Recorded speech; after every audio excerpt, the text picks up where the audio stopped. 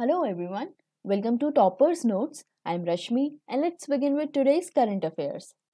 हमारा पहला article agri India hackathon से रिलेटेड है। इसे ऑर्गेनाइज कर रहा है ICAR, the Indian council of agriculture research. And इसने इस प्रतिज्ञ नाम के हैकेथॉन को स्टार्ट किया है। ये एक नेशनल लेवल हैकेथॉन है जिसको अगस्त 2020 में ऑर्गेनाइज किया जाएगा और इसका एम ये है कि ये एग्रीकल्चर और उससे संबंधित क्षेत्रों में इनोवेशन को प्रमोट कर सके। और इसका फ़ायदा ये है कि ये स्टूडेंट्स और उनके साथ साथ फैकल्टीज़ इनोवेटर्स को एक मौका देता है कि ये एग्रीकल्चर और उससे संबंधित क्षेत्रों में अपने इनोवेटिव आइडियाज़ और टेक्नोलॉजीज़ को शोकेस कर सके। हमारा अगला आर्टिकल देश की धरोहर और कल्चर को प्रिजर्व करने के लिए एक एक्शन प्रोग्राम से रिलेटेड है। इस एक्शन प्रोग्राम का मेन ऑब्जेक्टिव ये है कि ये देश की धरोहर और कल्चर को प्रिजर्व प्रमोट बहुत सारी योजनाओं के माध्यम से कर सके। एंड इसमें क्या क्या इंक्लूडेड होगा ये देखते हैं। इसमें बहुत सारे मॉन्यूमेंट्स एंड आर्कियोलॉजी इंक्लूडेड है, जैसे कि folk and tribal art, literatures, archive, library और फिर बहुत तरह के परफॉर्मिंग आर्ट्स जैसे कि म्यूजिक, डांस, ड्रामा और बहुत सारे के विजुअल आर्ट्स जैसे कि paintings, sculptures and graphics. And एक बहुत इंपॉर्टेंट पॉइंट ये कि इसको ऑर्गेनाइज कौन कर रहा है, ये जो ऑब्जेक्टिव है वो है किसका, ये है मिनिस्ट्री ऑफ कल्चर का। कुछ एक्स्ट्रा इन्फॉर्मेशन देखें तो ये भारत के टेंजिबल और इनटेंजिबल कल्चरल हेरिटेज से रिलेटेड है, मतलब मूर्त और अमूर्त कल्चरल हेरिटेज से रिलेटेड है। एंड इसके अंडर में बहुत सारे एक्टिविटीज, प्रोग्राम्स एंड प्रोजेक्ट्स को ऑर्गेनाइज किया जाता है। वो सभी कुछ Gandhi heritage mission, international cultural relation centenaries and anniversaries, Buddhist and Tibetan institutes, performing arts, public library, museums, archive, anthropology, archaeology, इन सब के लिए जो बहुत सारी स्कीम्स होती हैं उन सब के तहत ये एक्टिविटीज, प्रोजेक्ट्स एंड प्रोग्राम्स को ऑर्गेनाइज किया जाता है। हमारा अगला आर्टिकल बजट 2021-22 के पावर सेक्टर से रिलेटेड है। हमारे यूनियन मिनिस्टर ने अपने बजट स्पीच में ये बताया कि उन्होंने 5 सालों के लिए इस 3,05,984 करोड़ रुपीस के आउटले को प्रेजेंट किया है।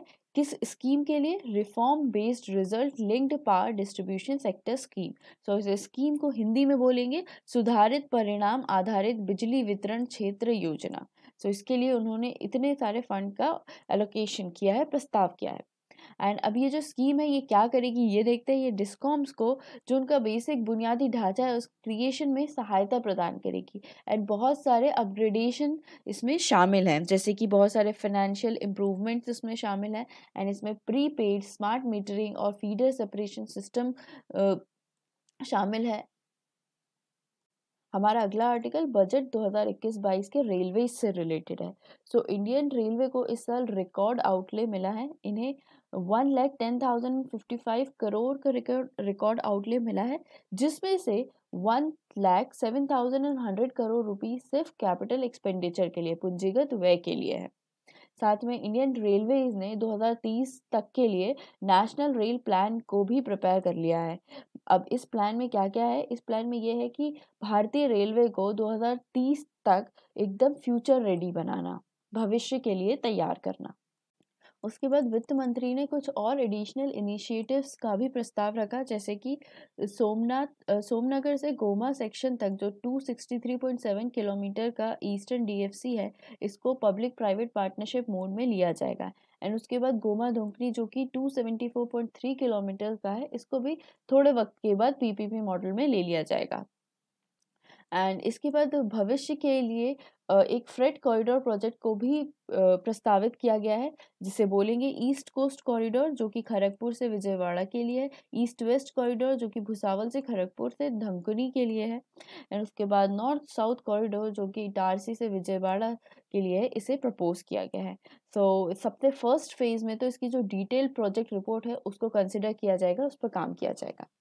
एंड उसके बाद एक और प्रस्ताव ये है कि 2023 तक ये जो ब्रॉड गेज रूट्स है इनको एकदम 100% इलेक्ट्रिफिकेशन करना, मतलब इनका 100% विद्युतीकरण करना। एंड ये जो ब्रॉड गेज रूट किलोमीटर्स है ये एकदम एक्सपेक्ट किया जा रहा है कि 46,000 RKM के हैं। हमारा अगला आर्टिकल है कि एशिया का सबसे बड़ा एरो इंडिया शो बेंगलुरु में शुरू हुआ। सो इसे इनॉग्रेट किया है हमारे डिफेंस मिनिस्टर राजनाथ सिंह ने। एंड ये एरो इंडिया 2021 जो शो है ये 13वां संस्करण है इस शो का, और ये एक द्विवार्षिक शो है, मतलब साल में 2 बार होता है। साथ में ये भी कहा जाता है कि ये वर्ल्ड का पहला हाइब्रिड एरोस्पेस शो है जिसमें फिजिकल और वर्चुअल दोनों एलिमेंट्स प्रेजेंट है।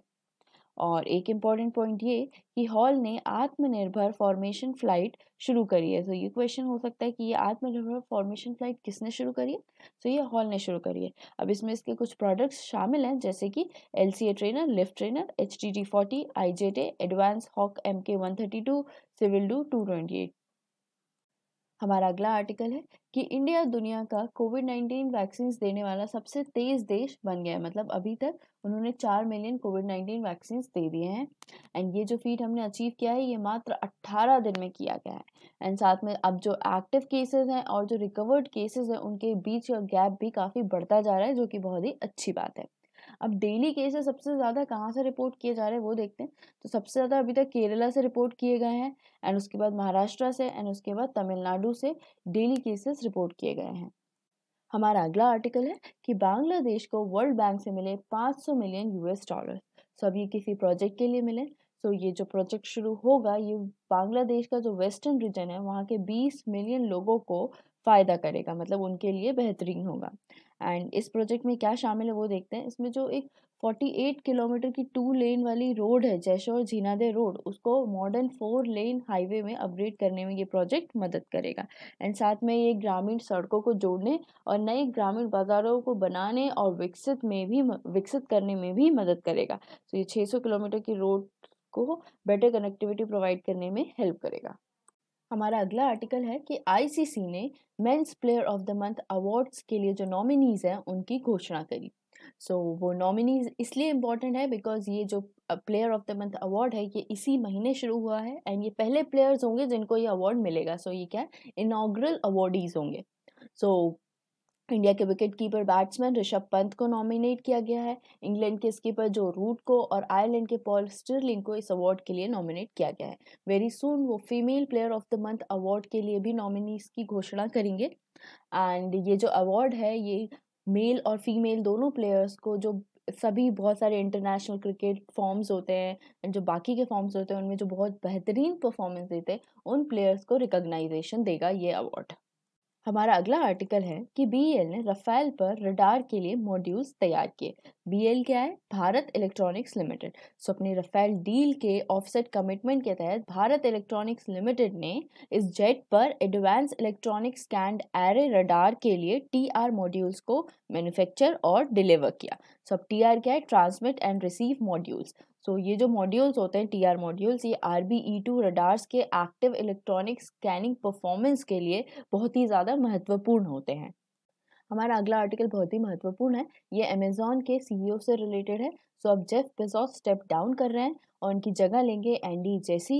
ये जेफ बेजोस की जगह अब अमेजॉन के नए CEO बनेंगे। अमेजॉन एक अमेरिकन मल्टीनेशनल टेक्नोलॉजी कंपनी है जिसका हेडक्वार्टर है सिएटल, वॉशिंगटन में। हमारा अगला आर्टिकल है कि इंडियन नेवी इस बहुपक्षीय समुद्री एक्सरसाइज में भाग लेगी। वैसे भी इंडिया रेगुलर बेसिस पर ये जो मैरीटाइम एक्सरसाइजेस रहते हैं, अनकोऑर्डिनेटेड पेट्रोल्स रहते हैं, कॉर्पोरेट्स इसमें रेगुलर बेसिस पर पार्टिसिपेट करती ही रहती है। अब इसका एम एंड ऑब्जेक्टिव क्या क्या है वो देख लेते हैं। इसका ऑब्जेक्टिव्स ये है कि ये जो नेवल फोर्सेस हैं, इंडियन नेवल फोर्सेस हैं, उनको एक ऑपरेशनल एक्सपोजर प्रोवाइड करे, एंड जो बाकी सभी देशों के बीच में जो बेस्ट प्रैक्टिसेस हैं उनका आदान प्रदान हो सके, एंड जो आर्मड फोर्सेस हैं उनके बीच में ज़्यादा कॉपरेशन एंड कोऑर्डिनेशन डेवलप हो सके। ये पार्टिसिपेटिंग नेशंस के साथ इसके ये सारे ऑब्जेक्टिव्स हैं। हमारा अगला आर्टिकल है कि पंडित भीमसेन जोशी की जन्म शताब्दी पर कार्यक्रम आयोजित किए गए। ये महान म्यूजिकल मेस्ट्रो के जीवन और संगीत का जश्न मनाने के लिए जो फिल्म डिवीजन है वो थर्सडे को अपनी वेबसाइट और यूट्यूब चैनल पर इनकी बायोपिक की स्क्रीनिंग करेगा। अब ये जो बायोपिक है इसे डायरेक्ट किया है बहुत ही महान लिरिसिस्ट और फिल्म मेकर गुलजार ने। ये जो 73 मिनट्स की जो डॉक्यूमेंट्री है इसका टाइटल है पंडित भीमसेन जोशी। ये उनके प्रसिद्ध गायन संगीत में यात्रा पर एक सरल विचार है। पंडित भीमसेन जोशी के बारे में कुछ और इन्फॉर्मेशन देखें तो ये कर्नाटका से बिलोंग करते हैं एंड ये हिंदुस्तानी क्लासिकल ट्रेडिशन के एक बहुत ही महान वोकलिस्ट हैं और इन्हें इनकी सिंगिंग के ख्याल फॉर्म के लिए जाना जाता है। तो ये जो ख्याल है ये एक सिंगिंग का फॉर्म है एंड साथ में ये अपने भजन्स और अभंग्स के लिए भी जाने जाते हैं। हमारा अगला आर्टिकल है कि India Indian Ocean region defence ministers के कॉन्क्लेव को होस्ट करेगा। सो ये जो कॉन्क्लेव है ये इंस्टीट्यूशनल, इकोनॉमिक और कोऑपरेटिव एनवायरनमेंट में संवाद को बढ़ावा देने की एक पहल है। सो इससे होगा क्या, इससे इंडियन ओशन रीजन में पीस, स्टेबिलिटी एंड प्रोस्पेरिटी को बढ़ावा मिलेगा। एंड इस कॉन्क्लेव की थीम है enhanced peace, security and cooperation in the Indian Ocean, मतलब हिंद महासागर में शांति, सुरक्षा और सहयोग, ये इस कॉन्क्लेव की थीम है।